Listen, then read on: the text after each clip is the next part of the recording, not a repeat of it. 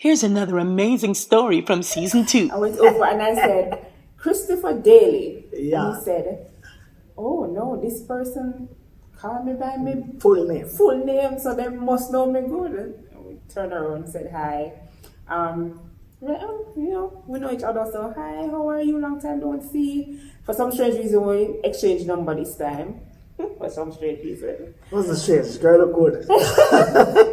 Exchanged numbers, and I went home and I got a text and said, those eyes. Cha. He was a hit in the Lamar's class. The Lamar's class wasn't about. Yeah. Naturally. All the deep breathing exercise them? Michelle locked down. Star. Yes, exactly. Yeah, man. So when you say ensure that I was happy, yeah. All those And things. it carried through to right to the delivery room, because the living room was a party. Yeah, and disco lights in the ceiling, and big up to Michael Abrams, the boss. Disco lights and dancehall music. Yeah. This is Forever I Do.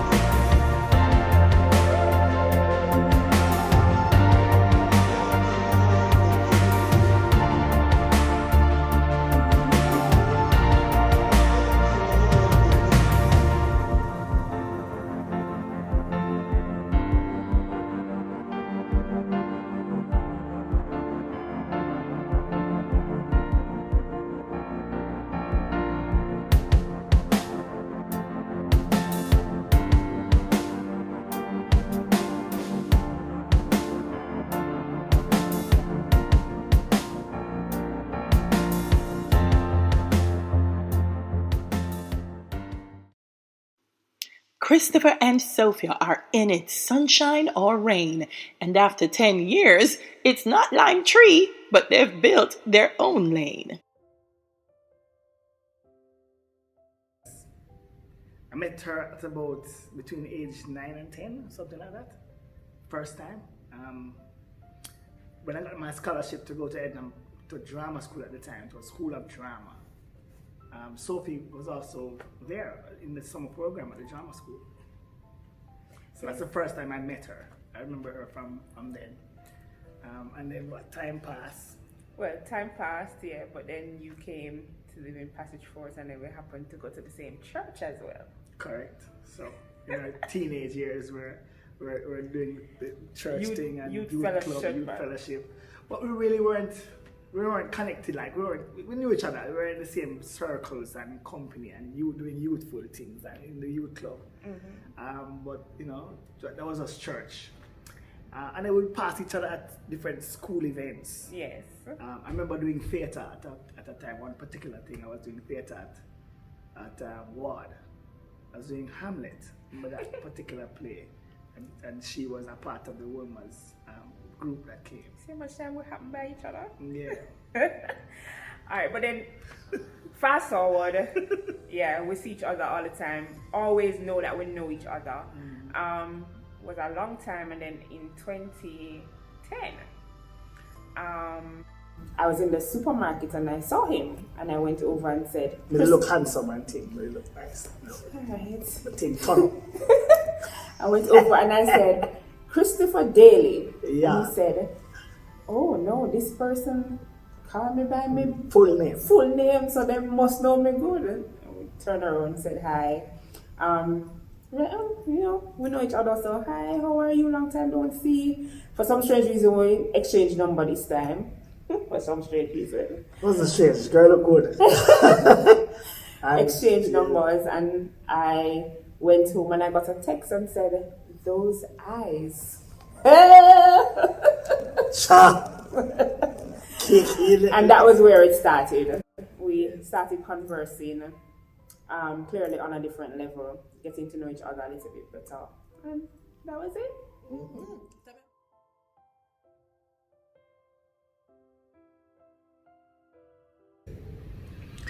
First date, we went to this restaurant on Hope Road. It was happening at the time. I don't think it's still there. I'm not sure. Not sure. Don't you remember the name of it? Yeah, it was. But it was. She was at work. I remember. It was a lunch date because she had to get back to the office for meetings. But it was a good date. It was a really solid date. I was on time, and we just had a frank, open discussion today. You know, really, it just me and her alone talking, and I really wanted to know more about her on the date, and I did. I got a chance to get a feel for what she was about, and I'm sure she did too, because she asked some serious questions on the date. She was like, you know, she's kind of laid it out. She was like, look, I'm not into this foolishness, and I was saying to her, okay, I guess we're both at the same point in our lives. Well, I guess I was at the point, it was 10 years ago, right? Mm-hmm. No, 11 years ago. I guess I was at the point where I think it was time to maybe settle down, get in a serious relationship. So I wasn't about the playing around. So I never want to waste, don't waste my time, me not waste your time. If you're into the playing around, let us just get it straight, right here, right now. I don't have time for it. So I guess it was important for me to just lay that out right there and then. Because if we were getting to know each other and it was going to get serious, then it's about to get serious. So let's not waste each other's time. I guess at that point, I was really, really just discovering myself and what I wanted. So I guess I did a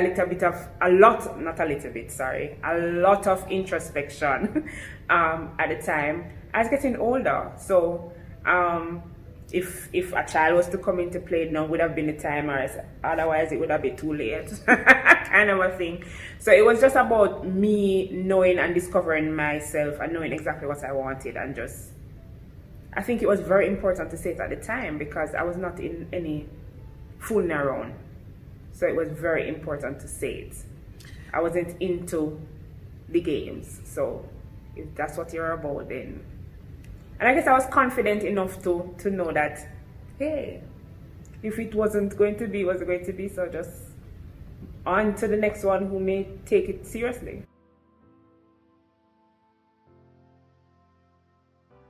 Sophie's quality was evident from day one. And I say day one because, I mean, day one meaning, you know, I guess I had glimpses of who this woman was becoming from the times we had met earlier.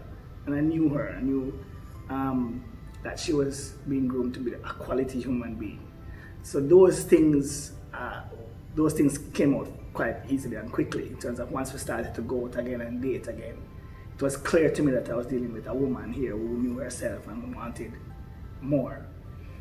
So that, I think, made it easier for me to kind of say, you know, let's give this the kind of serious consideration that it deserves. At the time, I was kind of rolling with two other brethren that one of them was married yet, the other one was already married. And so we were always constantly kind of talking about, you know, what's the next step? And I could also talk to them about it. But having, you know, learned more about her parents, got to know more about her family, having a full picture for me was very important. And I got that full picture and I was like, okay, well, I don't think I need to know much more in terms of what I need to know to make that decision. So I got that full picture by the time I got to know each other pretty well. So for me, well, my own is a little bit more than that. We got to know each other, obviously, and I like what I saw in him. I think what pushed it a little bit more for me, because at that time, my father was ill and in the hospital. And just how Christopher got involved in that whole, me going to the hospital, coming to the hospital with me, talking to my father, even at the period where he left the hospital and was at home for a little bit of time, he made it a point of duty to come home, to come to the house and make sure he spoke to my father, entertained my father while he was there. So outside of getting to know him and the type of person he was, that I think him being there through the illness with my father cemented it quite a bit for me.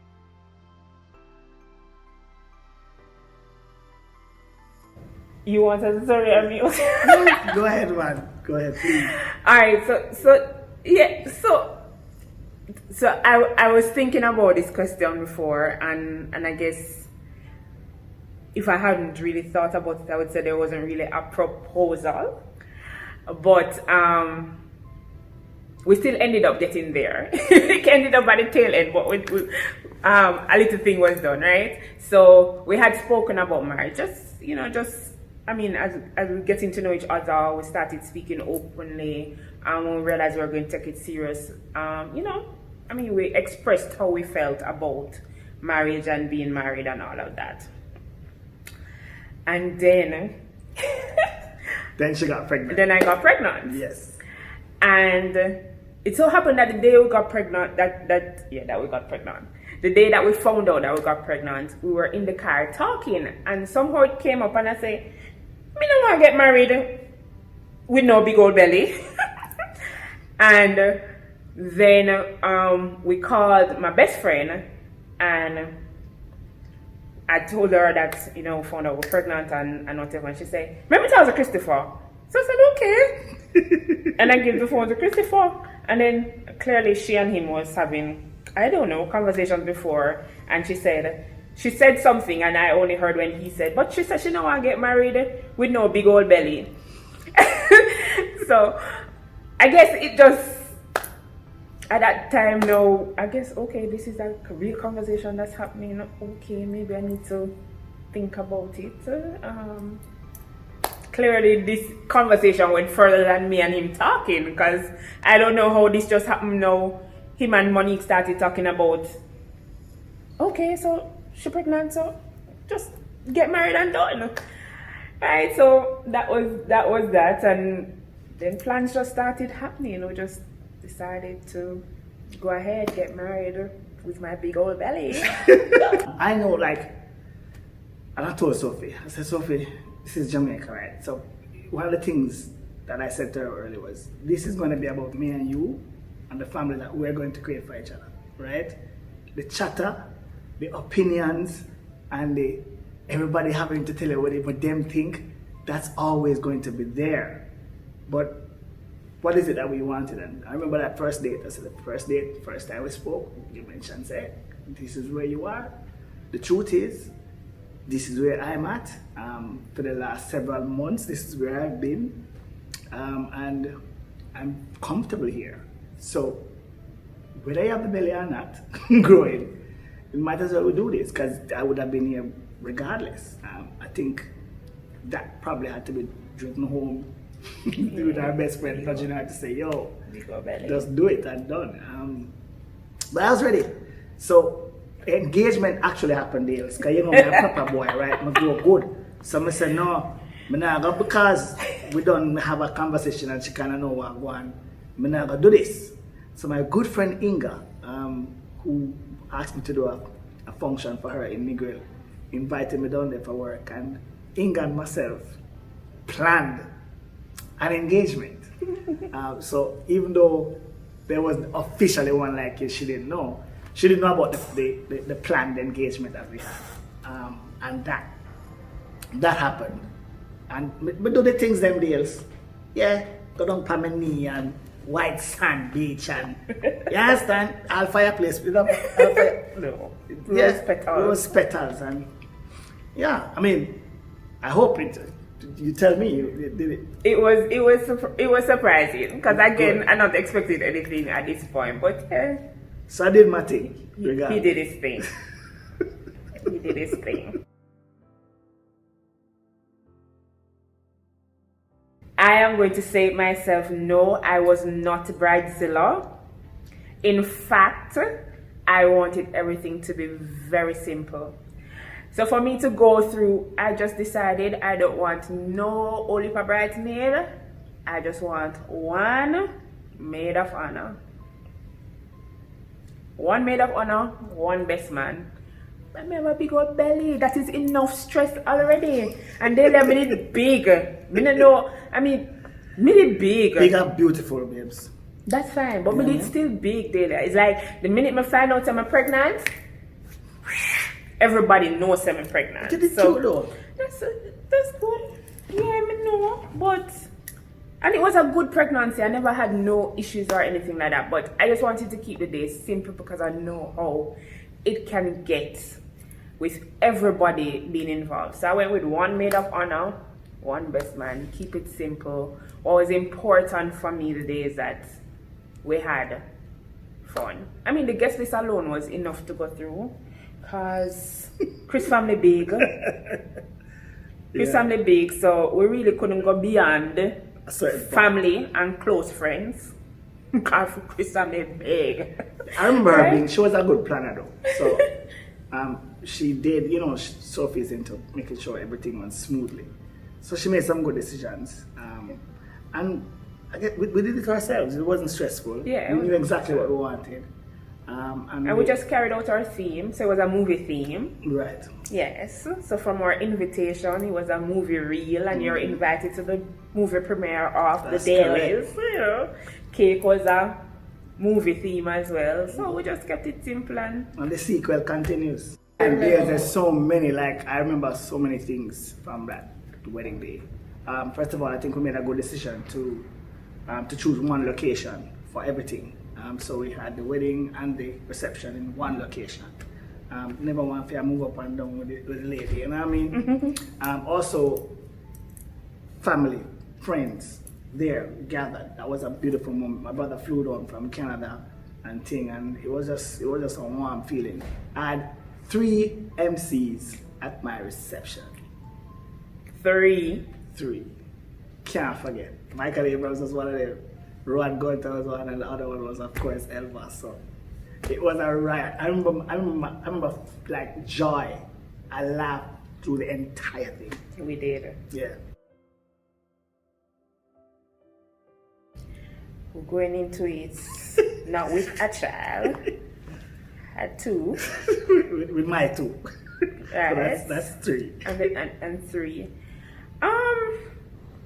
To be honest, I never worried about that, not one bit. My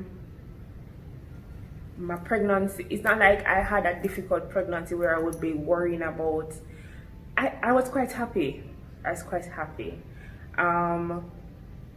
think I had the right person by my side at the time. My pregnancy was easy. I had no problems whatsoever in terms of the pregnancy.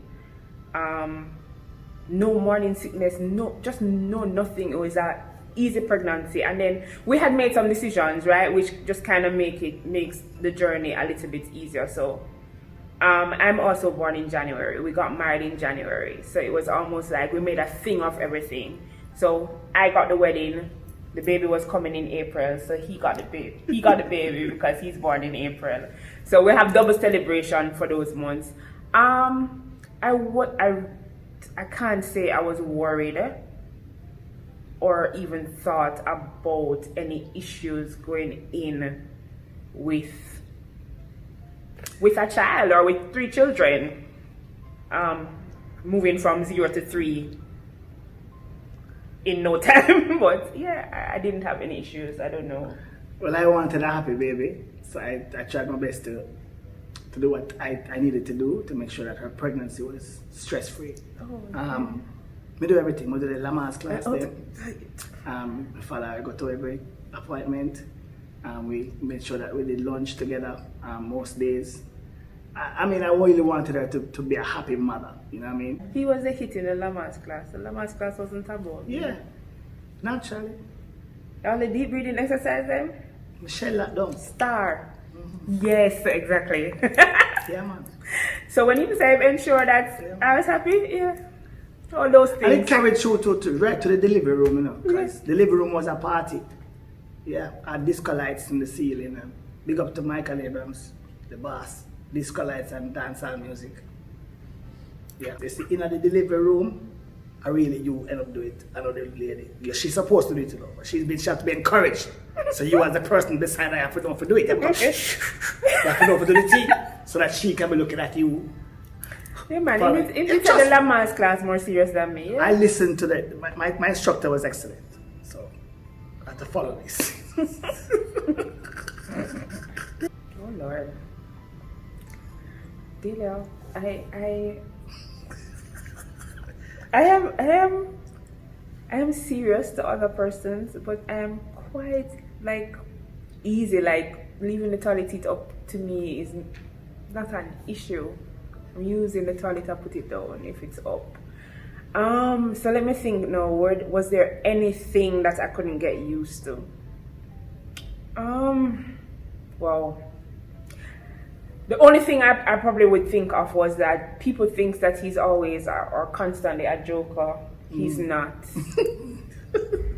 He's not. He gets really, really serious and deep about some things that sometimes I'm like, no, like seriously, like he's not that serious, but he's passionate about it. So we'll get into this back and forth just because he's that passionate about it, and I'm like, but he's not that serious. But so I think that is probably the only thing that I would have said that I needed to adjust to, because sometimes, and then the thing is, I am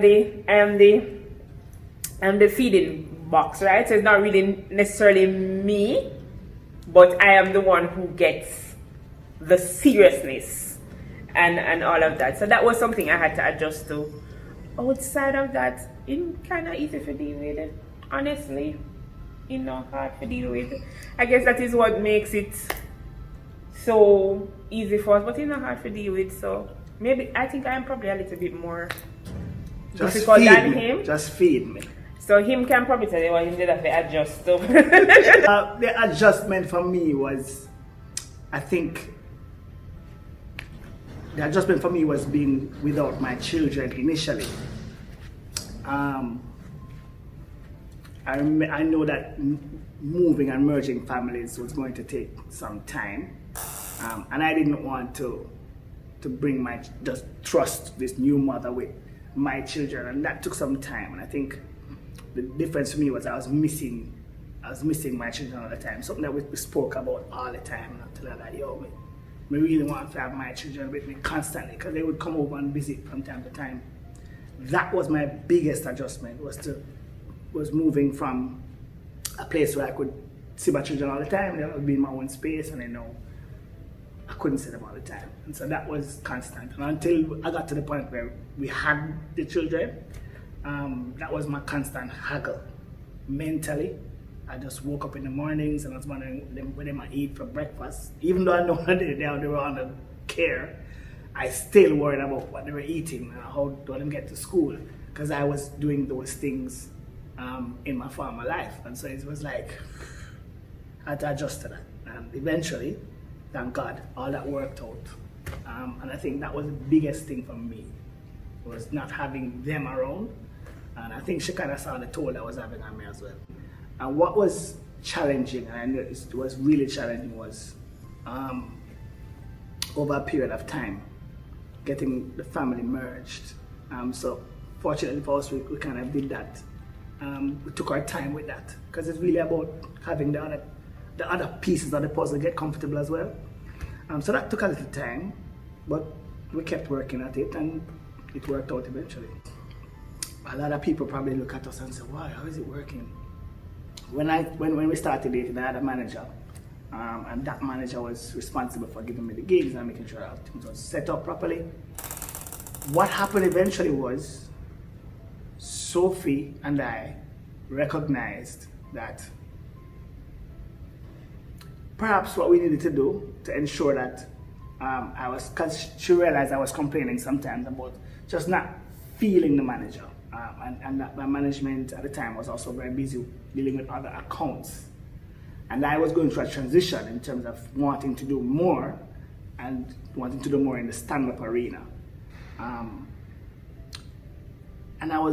She saw that. She saw my frustration coming out of that. What I recognized in her was that she had all these skills that weren't being utilized fully. And I just said to her one day, why you don't manage me? You know what I mean? Why you don't manage me? I think it would benefit both of us if that happened. The difficulty for her was she was coming into a field that she really didn't know much about. It wasn't this field that she knew very well.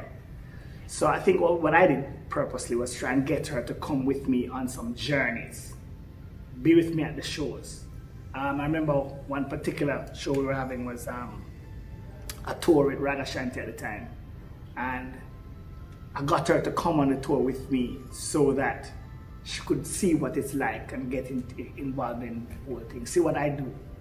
And I think that kind of helped her to transition to say, I could do this, I could help you out here. I literally see her as my boss in that capacity. I'm gonna call her that, say I'm a boss, that, and I think I had to kind of accept that. There's some things that we're not gonna see eye to eye in terms of business, but I know that she has my best interest at heart, and I think that's the one thing I can always relax on. Managing him has been interesting.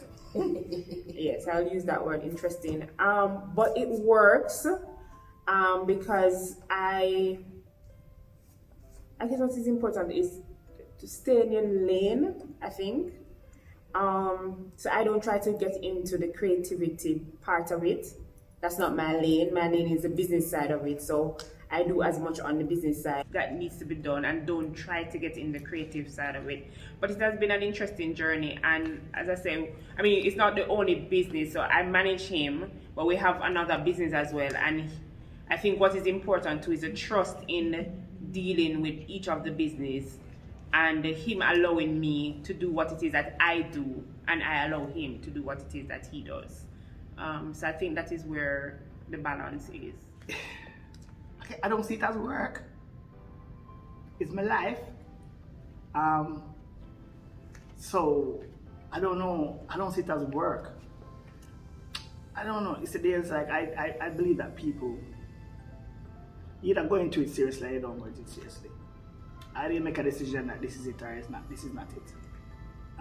And it's interesting that your program is called what it is, because I think I'm an old school traditional type of youth when it comes to marriage in particular. Either you're going to decide to grow old with this person or you're not going to grow old with the person. And I get it. If you decide that you have to leave or you must leave for whatever reason, fine. But if you decide to get into this union with somebody, then decide to you're going to learn and go through whatever the journey is that you're going to go through with this person. Those things, you either accept them as part of your growth or as part of your deterrent or a blockage of something wrong with you. We've decided to take the route of growth. So we're going to learn and grow with each other. It's not going to be, it certainly will not be heavily and hunky-dory and fun all the time, but that's part of life. Sometimes they have sunny days and they have rainy days and they have rainy season and they have windy season. Even the examples of the life show you that there are seasons, and there's a time and place for some things. So I think that's how we're facing it. That we made a commitment, that's it, and then so we're facing life together. So we take what comes.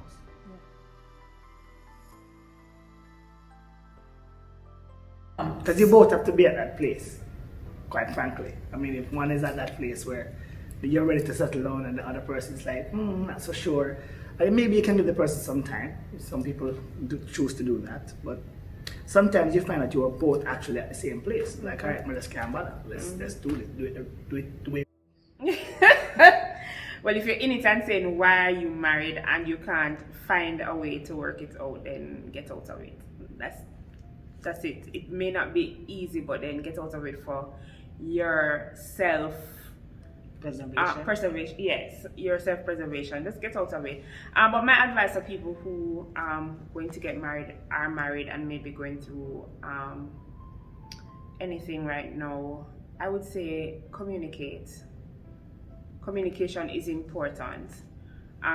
It's not easy. I would not tell you that it's easy, but you must be able to communicate, say what it is that you want, say what it is that you hope to achieve at the end of the day, and just keep the communication going and be 100% committed in what you're doing. Don't bother watch to see what the other person is going to give or do. You just give your 100% and let the other person now decide that them either go step up to the plate and give for them 100%, or they're gonna have to get shoved to the side. So my advice is choose somebody who will help you to grow and constantly challenge you. It don't make no sense you're going into a relationship with somebody who's not going to allow you to grow or challenge you on this journey. That to me is what keeps a lot of the fire burning, a lot of the excitement in the relationship. And once you're growing, then you will want to be there. You want to stay somewhere where you feel like you're growing. But if it becomes stagnant, if you feel like you're regressing, then obviously, I don't know who wants to stay in regression. But if you're growing, then that's where you want to stay. And that's what you want to nurture. You want to nurture that growth. Thank you so much, Christopher and Sophia. Here's to many more years of happiness and wedded bliss. On the next episode of Forever I Do. Jane is a very, very caring person. Very, very caring. And have a deep and genuine respect for people. You know what I mean? And so when he's around you, he does everything to try to make you feel good. And that's a very attractive quality in a man. Well, I always knew she was very bright. And I like to speak to ladies who are, bright and have their own opinion, and so we can have good discussions about things. And she was beautiful from she was a young person. And I realized that she was the right person for me to get married to. Thanks for tuning in. See you next week. Makeup services provided by Nardine Beauty. Coordination and planning, Shakima Hines of Island Brides, Jamaica. Forever I Do is filmed on location at the Jamaica Pegasus Hotel, your wedding destination in Kingston, Jamaica.